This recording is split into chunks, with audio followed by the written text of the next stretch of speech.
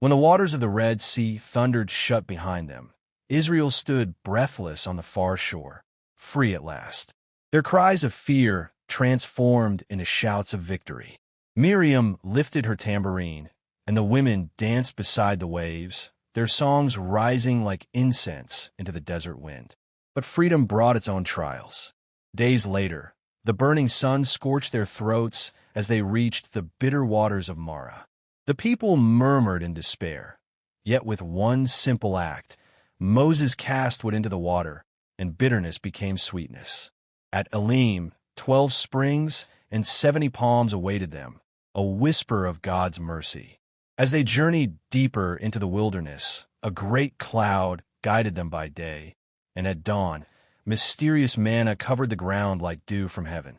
Quails swept across the camp as the sun sank, feeding a nation that had nothing but faith. Still, the thirst of the desert returned. At Horeb, Moses struck the rock, and water burst forth like a river in the wasteland. But then the Amalekites came. Joshua raised his sword, while Moses lifted his hands. And as long as his arms remained raised, held high by Aaron and Hur, the people prevailed. Soon the great mountain rose before them, Sinai, wrapped in fire and trembling under the weight of God's presence. Thunder split the sky, clouds swirled like living smoke, and Moses climbed into the storm to meet the Almighty. There, in flame and cloud, he received the 10 Commandments, carved by the very hand of God.